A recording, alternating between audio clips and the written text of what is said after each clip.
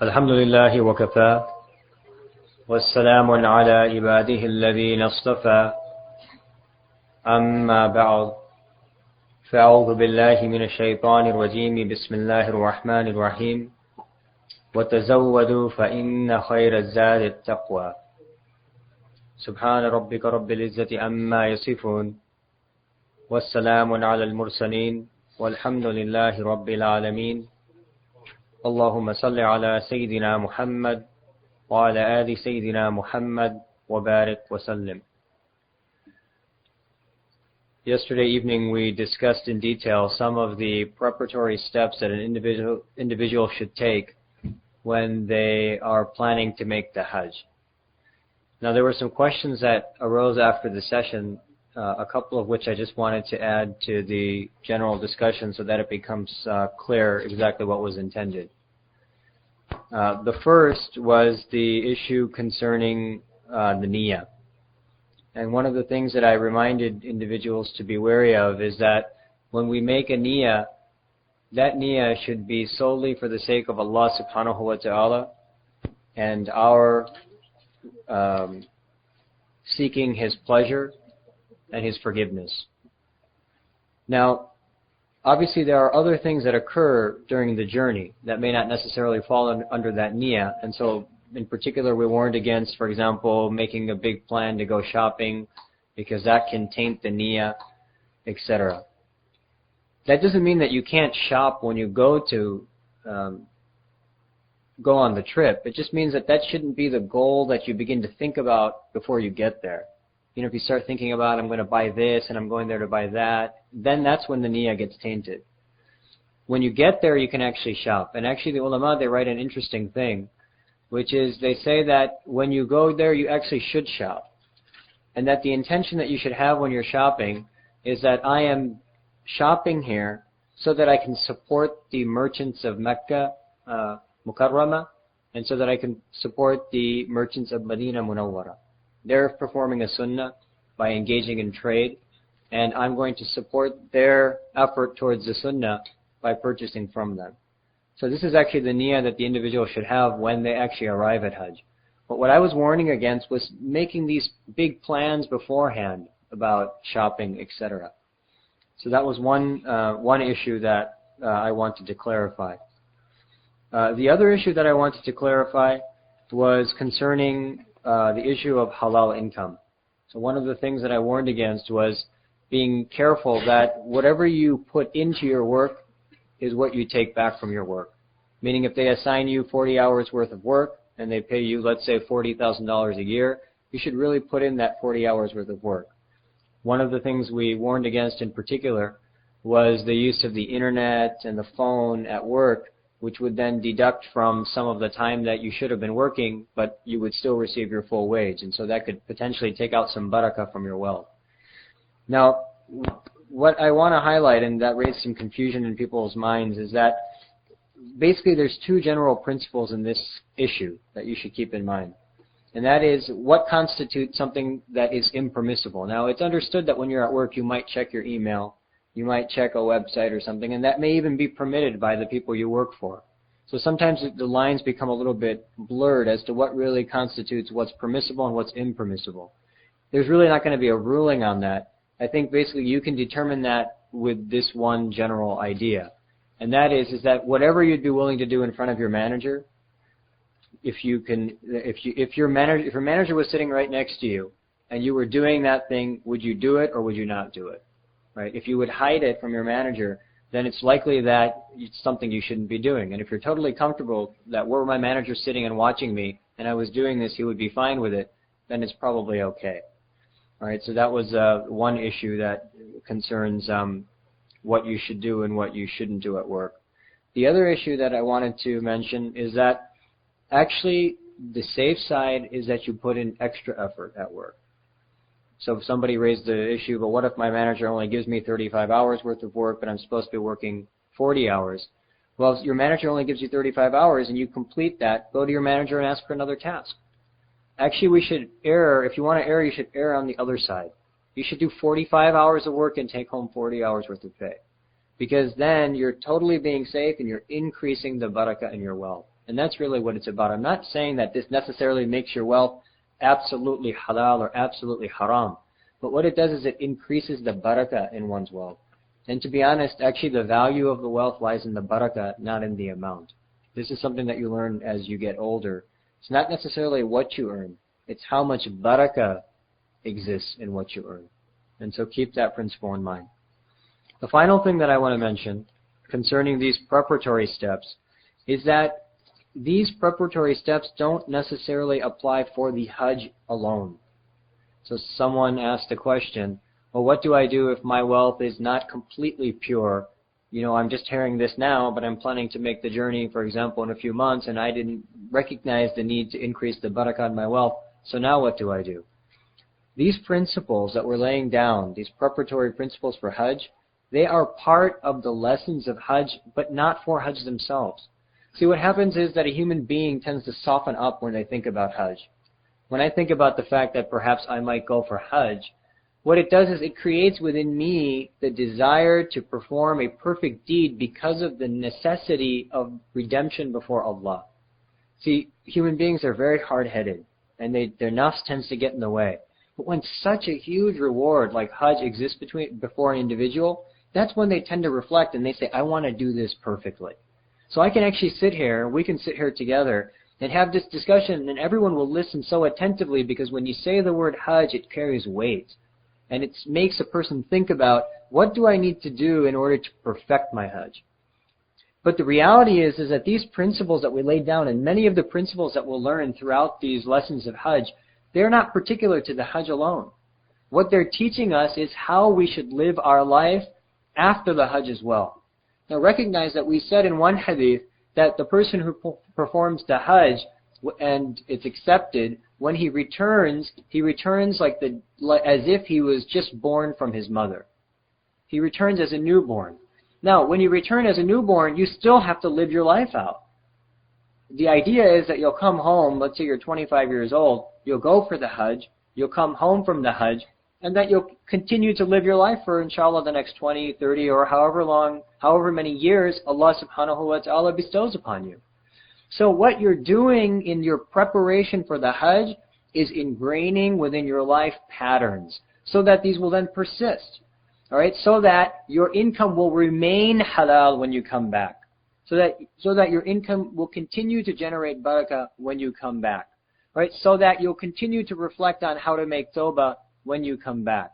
So these principles are a great opportunity for us to reset our life so that we begin to act according to these tenets now, hopefully they will then be perpetuated after the deed itself. So that's the purpose. It's not only about the Hajj. It's actually about life. It's about the rest of our lives. And it's about the fact that Hajj creates this feeling, right? This desire, this energy within us to make some changes. So might as well make them so that we can continue them as we move through the rest of this journey called life. So those were the points that I wanted to bring up concerning yesterday's lesson. And this part of today, the remainder of today's lesson, actually is just a continuation of what we just discussed yesterday. So remember that the basis of the discussion yesterday was the ayah, or the portion of the ayah in which Allah subhanahu wa ta'ala says, وَتَزَوَّدُوا فَإِنَّ خَيْرَ الزَّادِ التَّقْوَى. Now literally what that means is, and gather your provisions, and remember, verily the best of provisions is taqwa. And then I translated that in a more general way by saying, fill your fuel tank for the journey, but remember that the highest octane of all those fuels is taqwa. So it's really taqwa that's going to drive you towards success in this journey. Now there's I covered maybe 8 to 10 individual means of preparing for the journey, but there's one that I want to discuss that arises and carries some particular weight, and that is the creation of a will. One of the things that people do before they go for Hajj, or at least something that tends to come up in the mind of an individual before they go for Hajj, is that I should create a will. And this is one means of preparing for the Hajj. Not because the Hajj is particularly unsafe. In fact, considering the number of people that go, it's actually a very safe event. And, mashallah, the government there has done as much as they can to make it as safe as possible, and they continue to make efforts every single year. It's actually amazing that more people don't run into trouble when you have such a huge gathering. But, of course, with any journey, and of course with just a journey called life, there's always the risk of death. It's built into life. It's designed. Life is designed to end, and that end is called death. Now, where that end will occur, no one knows. It may occur at the Hajj. It may occur after the Hajj. But when an individual goes for Hajj, they begin to tie up loose ends, and they begin to plan and prepare for many aspects of their life. And one thing that comes up, and the ulama basically take advantage of this preparation of Hajj, is to create a will. Now, recognize that basically we live our lives with the assumption that we will wake up the next day. And that's necessary. There's no way you could live your life any other way. You have to. It's just part of a human being a human being. Assume that you're going to wake up the next day. And there's nothing wrong with that. And planning for the future is permissible within the deen. In fact, it's encouraged. In a very interesting hadith, the Prophet ﷺ mentions that if you're planting a seed and the sun rises from the west, you should continue to plant that seed. All right? So basically the point is that we do plan for the future, and that is an important part of our existence, but the reality of our existence is one day it'll be cut off, our life will be cut off all of a sudden. The document that allows you to tie up loose ends, despite the fact that your life will be cut off unexpectedly, is called the will. It's sort of your last opportunity to leave instruction behind concerning various aspects of your life. So it allows you to live normally so that you can assume that you're going to live for the next 5 years, but it backs you up knowing that unexpectedly one day you will disappear and there will be some loose ends that need to be tied within your life when you leave. And so that document is called the will. Now the will was highly emphasized by the Prophet ﷺ. The creation of a will for a human being was a highly emphasized act by the Prophet ﷺ. In fact, in one hadith, in the book of Imam Muslim, the Prophet ﷺ specifically says that if an individual has something which can be placed in a will, has some sort of assets that can be placed within a will, then he does not have the right to spend even 2 nights in a state without a will. You listen to the words of the Prophet ﷺ. If an individual owns assets such that they need to write a will for their distribution, it is not for that individual to spend even 2 nights without the creation of a will. So meaning the moment that you gain some asset in your life, the Prophet ﷺ gives you a 48-hour ultimatum to prepare that document called the will. Now all of us, subhanAllah, the vast majority of us sitting here, have assets. So for each of us, it's very important that we create a will. When an individual passes away, the Sharia actually takes control of all of the possessions of that individual. To be honest, actually, it's even before the individual passes away. When the individual falls into the illness that results in their death, which we call the cause of death, the moment they fall into that illness, the Sharia takes control of all of their possessions. Now what happens after that is when the individual dies, there are 4 claims that go against those possessions. So let's say there's a man, he has $100,000 in assets, he passes away. The moment he passes away, that $100,000 is taken over by the Sharia. Any individual on this earth loses control of that money, and the Sharia then becomes the claimant of that money. Then there are 4 things that go against that, or that are addressed, 4 aspects that are addressed from those assets. The first thing that's taken from those assets are the funeral expenses. So, in a will, an individual should give some advice to the people who will be executing the will concerning their funeral arrangements. Number 1, you should advise the executor of your will to be balanced in the expenditures. Now you probably don't recognize this because many of you are young, but funeral expenses, they usually average about $3,000 or $4,000. And actually they can go up to $10,000 to $20,000 to even $30,000 depending on the selection made. For example, which casket you choose, which graveyard you're buried in, all right? Sometimes even just the location within the graveyard, etc. So it's very important that you advise the executor of your will to be balanced, to pick something that applies to the state in which you live. So, for example, if you are a wealthy individual, you want to also be buried in a means that reflects that, but obviously you're not going to be able to reflect it too much because it's a casket. But the ulama write that it should reflect somewhat your state, all right? So that's the first thing. The second thing you want to remind your executor concerning your funeral is to seek Islamic counsel regarding the burial. The time an individual passes away and the period that exists before they're placed into their grave is actually a very important period. It's part of our existence despite the fact that we don't exist. It's interesting.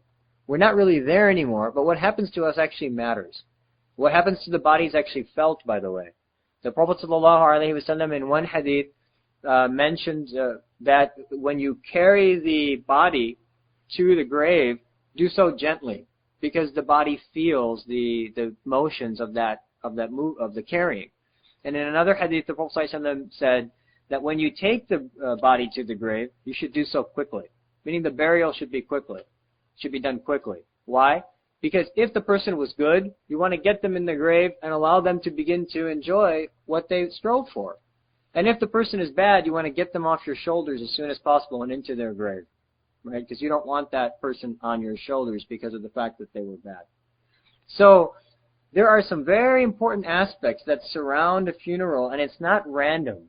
Just as we have discussions about salah, and we have discussions about wudu, and we have discussions about hajj, there's also a very detailed discussion about death, about dying, about the ghusl, about the burial, etc. And so remind your executor in your will that they should seek proper Islamic counsel regarding your funeral and its expenses. The other thing to include in a will concerning the funeral expenses is whether or not you have purchased a gravesite. And let me advise you that actually each of you should go and purchase your gravesite. If you have the money and you can afford to do so, you should go and purchase your gravesite. Most of the Islamic cemeteries, or they're not truly completely Islamic cemeteries. There's areas that have been portioned for the Muslim community. And those portions are actually sold in advance. So for example, in the Peterson graveyard, where the Muslims have a big area, many of those lots are sold. And you never know when the next person will come and buy 8 or 10, and the next person comes and buys 8 or 10, and then in the end they run out of space.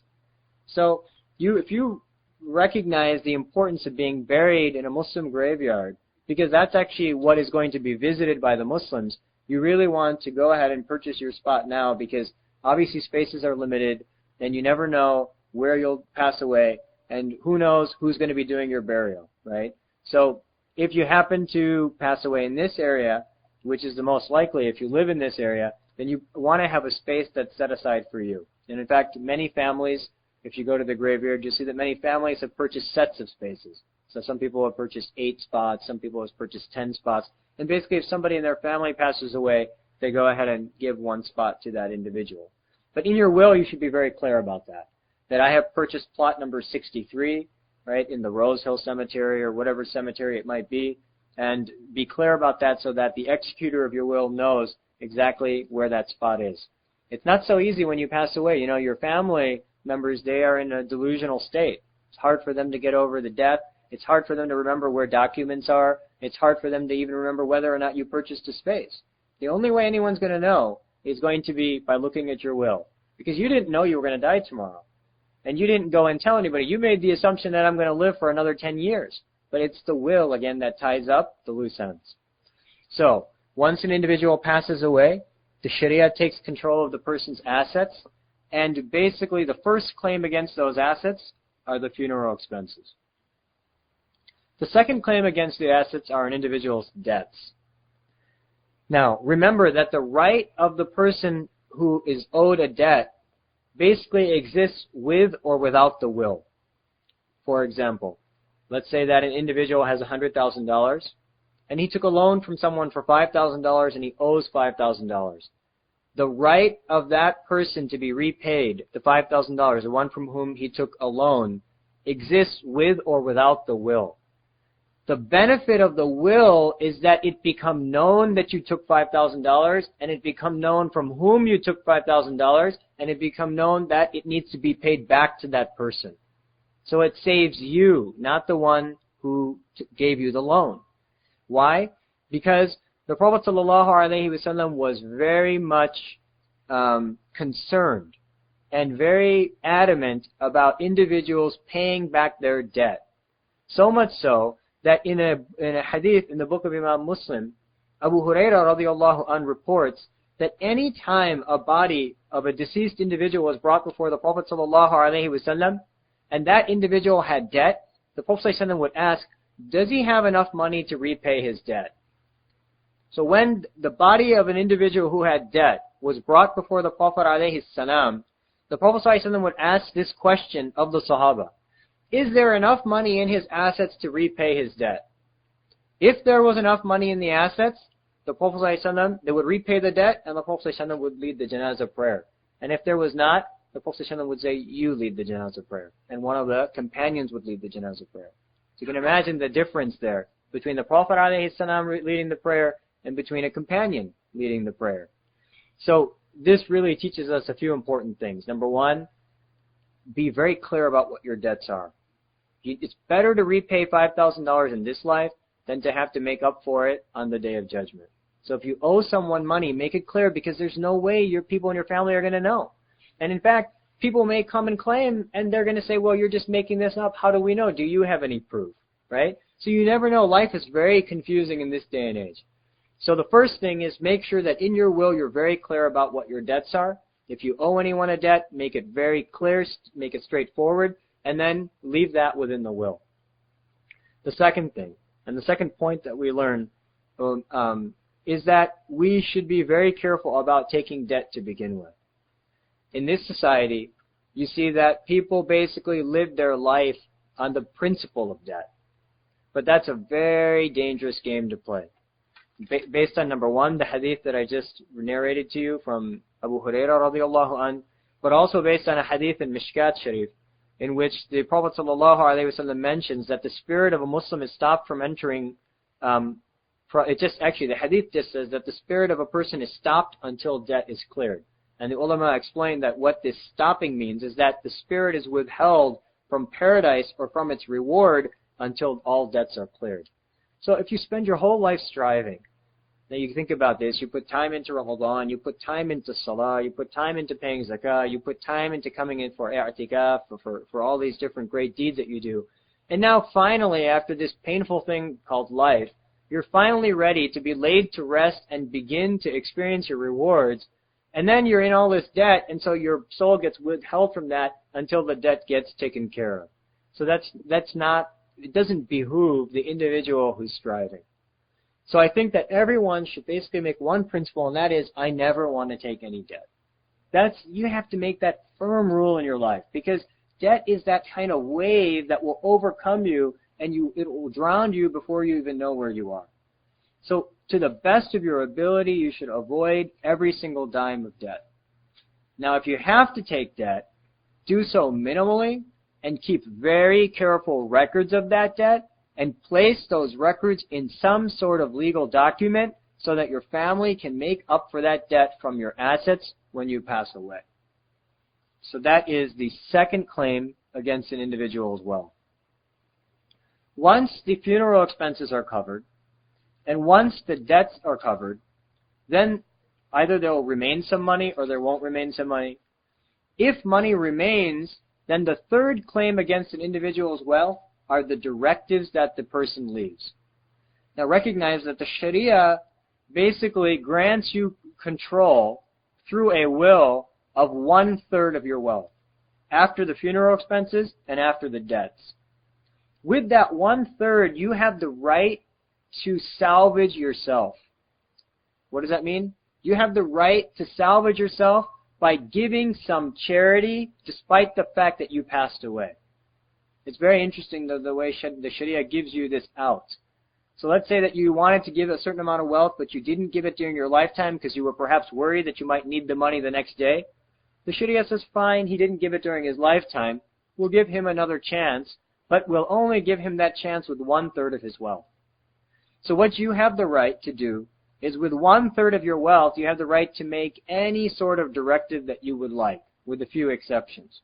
So you can say, for example, I would like 1/3 of my wealth to go to the masjid to rebuild, the wall of the masjid. Or I would like 1/3 of my wealth to go to establish an orphanage. Or I would like 1/3 of my wealth to go to these poor and needy people in this particular country. So you have that much control over the maximum of 1/3 of your wealth. It could be 10%, you could choose 5%, you could choose, some percentage beneath that, but the maximum you can actually send away is up to 1/3. Now in that 1/3, you'll do a few things if you decide to use that. You'll make some donations, you might make some sadaqah, etc. But the other thing is you remember that within that 1/3 is also included your fidya for your missed fasts and your missed prayers. Now obviously if you've missed fasts and you've missed prayers, you need to make those up in this life. But as a backup, because you recognize that your life could end randomly at any moment, in your will, you should always create a line saying that I have this many missed fasts, and I have this many missed prayers, and so I direct my executor to make up for those missed fasts or missed prayers by giving the fidya, which is, there's some details of the Sharia, and I don't want to necessarily go into those at this point. Your executor can understand them, or you can work with a Muslim lawyer and a scholar in order to generate your will, but I'm just trying to highlight principles for you. So that's very important. Now that number will be changing because you should be revising your will every year. So let's say that you sit down and calculate that you owe 5,000 salah because you were somewhat heedless, let's say during high school, and you also figure out that you owe 30 or 40 fasts. What you're going to do is you're going to start making those up, but in your will you're going to write, with the excess wealth that I have, I would like to bequest 10% for the fidyas for 5,000 salah and 30 fasts. The next year, you're going to have made up some fasts and some salah. You're going to cross out that number, change it, initial it, and bring it to your lawyer so that the document can be revised. The next year, as you continue to make up fasts and salah, you're going to cross out that number and decrease it. So every year, there's going to be a record. Your will is sort of this active reflection of what was going on in your life, so that if you happen to pass away, then some amount of fidya will be given away for your fast, and some amount of fidya will be given away for any missed salah. Remember that the other thing that you want to involve in this 1/3 of your wealth is Hajj badal.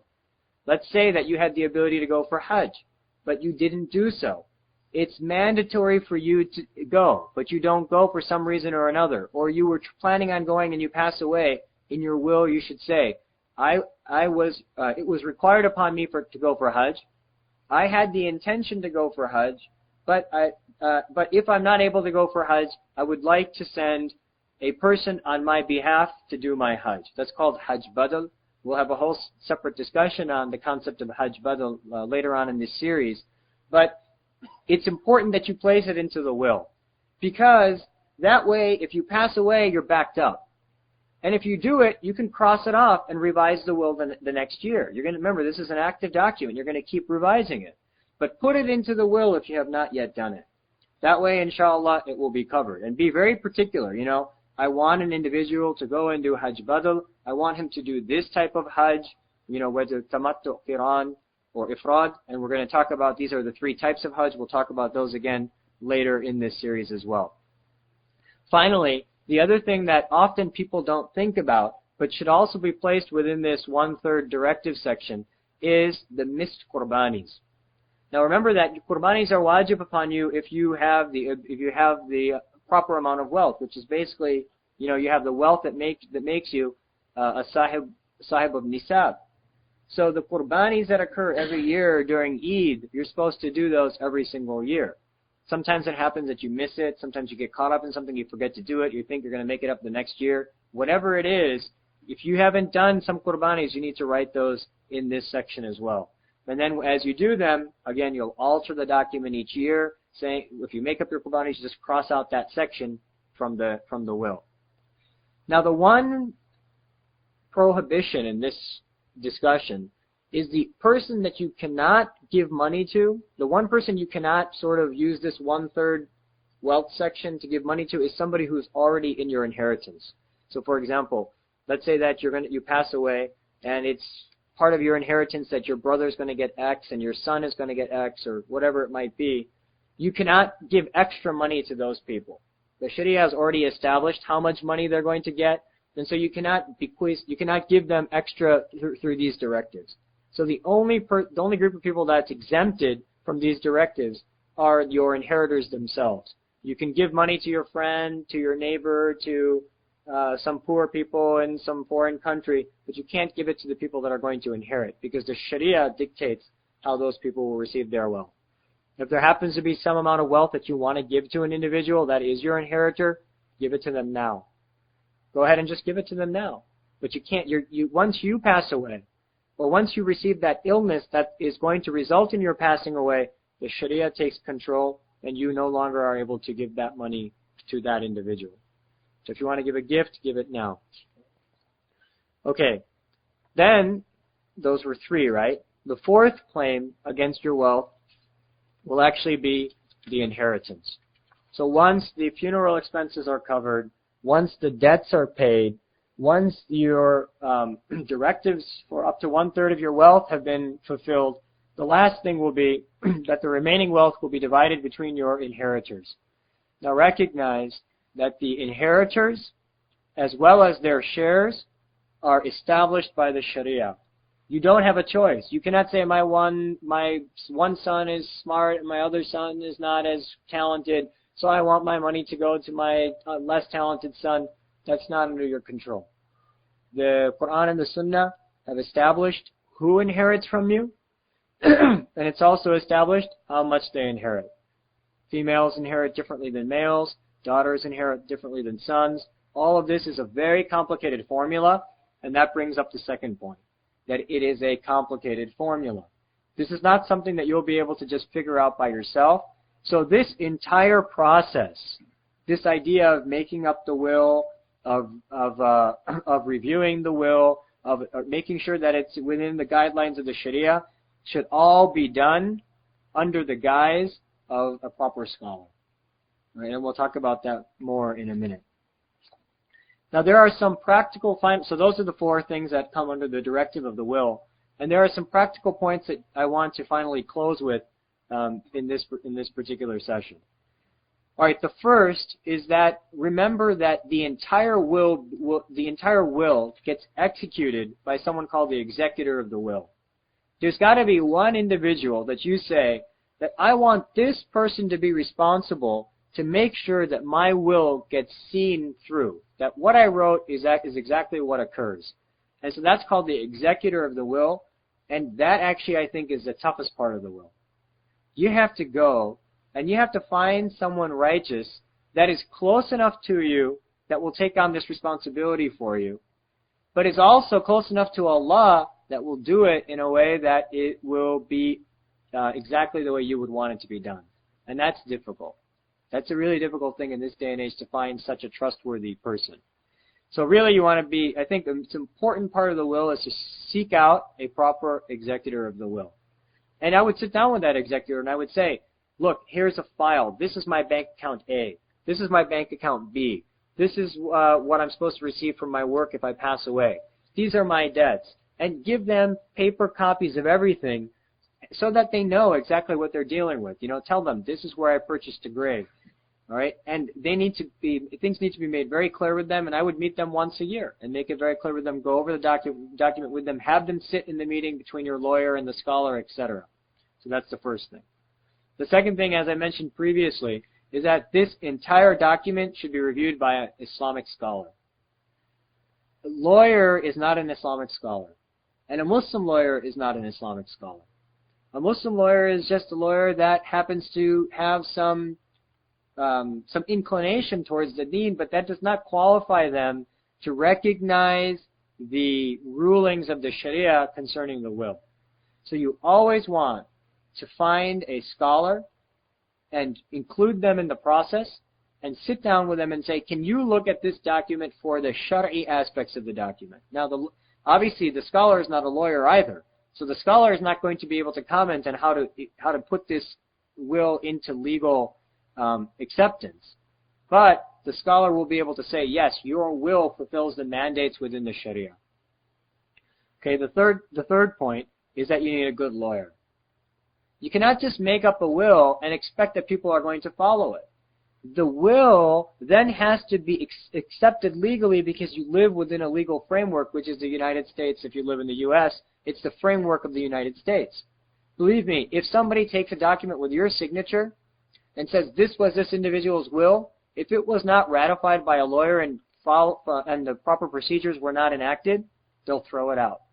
They'll throw it out and they'll basically say, nope, this person died. Common law is going to now determine how his inheritance, etc., will be distributed, and you'll end up losing out on this last act of ibadah, which was basically up to you to fulfill before you passed away. So be very careful, because what ends up happening is then the inheritors become wrong. And when the inheritors become wrong, not only did we spend our lives wronging people, but then even in our death we ended up wronging people. So we have to be really careful about this. Number one, an Islamic scholar needs to review this document carefully. And number two, a proper lawyer, whether they be Muslim or non-Muslim, obviously it's better if they're Muslim, needs to make that will be legally accepted in whichever way they do so. They know how they do that. All right. Another thing that's important within the will is that you make copies. Once the lawyer has finalized the will, the scholar has signed off on it, your executor understands the principles of your will, the lawyer has established the will, make copies and give it to 2 or 3 other righteous people. I can't tell you the number of times that people will call and they'll say, I know my father made a will, but I don't know where he put it. And everybody's searching for the will. The lawyer, he's got 1,000 clients, he doesn't have a copy of the will. The scholar says, yes, I remember reviewing the will, but I don't remember what he put in the will. I might have a rough draft copy on my hard drive somewhere. That's not going to work. So make a few copies. Make a copy, give it to your children. Make a copy, give it to your wife. And actually, to be honest with you, let me give you one more advice that I didn't think about earlier. But you should sit down with your wife and your children and the major inheritors and tell them that this is my will, and go through it with them. It provides a couple benefits. Number one, it gets the whole family on board that this is what's coming and that this is part of the Sharia, right? Number one, that this is what's coming. And number two, that they should also be thinking like this, that they need to make wills, and you teach your child a lesson that way, right? When you sit down with your children, let's say your child is a 15-year-old, and you're making your will, and you sit down with your child and you say, look, I made my will, I want you to read this. It really opens up their eyes. And they will remember, believe me, when they are 30 or 40, that my father sat down with me and made a will, I need to make my will. That's the best way to inculcate that lesson in the heart of a child. And also it opens up the reality of life, which is that all of it is passing, obviously. All right, another important point within the will that you should consider is to establish guardianship for your children. Your children are perhaps your greatest asset. In fact, they are your greatest asset, because they will perpetuate your good deeds by enacting what you taught them. So when you pass away, you do not want the legal system to take your children if there is no guardian. Now, it could be that you pass away and your wife remains behind you, so there's a guardian. But it's possible that you and your wife are driving in a car one night and that there's a truck that hits you and both people can get killed. It's not unheard of. I've seen these kind of situations. And then the question arises among the remaining family, who's going to take the kids? Some people say they want the kids. Other people say they don't want the kids. The kids are now living in a state of confusion. Maybe you wanted the uncle of the children because the uncle of the children is more righteous and he perhaps would keep your children on the deen. But maybe another relative comes forward and says, no, I'll take these kids, and then they take them in who knows what direction. So protect your assets. The will is basically about protecting your assets and covering your back. That's the two principles of the will. So your children are an asset. So you need to think about, if I pass away, which relative of mine do I want my children to be cared for? Who's going to care for my children if I pass away? And this is actually a separate part of the document. You go to a lawyer, and they have a separate part of the document that applies to this issue, and this needs to be signed off by the person taking the responsibility, and it needs to be signed off by the person giving the responsibility. So, for example, if you want your brother to take your children when you pass away, your brother needs to sign that document, and that needs to then be established legally. And your lawyers will know how to do that when you contact a Muslim lawyer. All right, so basically these are the principles that I wanted to lay down concerning the will. Now, why am I discussing all of this? Because وَتَزَوَّدُوا فَإِنَّ خَيْرَ الزَّادِ التَّقْوَى. Again, when you prepare for the Hajj, this is just one more aspect of preparing for the Hajj. Our hearts get soft when we begin to think about going for Hajj, and we begin to think about making up for mistakes that we might have made up for, and we begin to think about how we should be, what changes we should make in order to live our lives properly. So the thought generally arises in the mind of an individual who's going for Hajj that I should also have a will because I'm making such a big trip. And so again, it's a very important document. So take advantage of that softness of the heart that arises from the planning of Hajj and put together this document before you go. Which is why I keep telling you, the preparation for Hajj is not 2 months.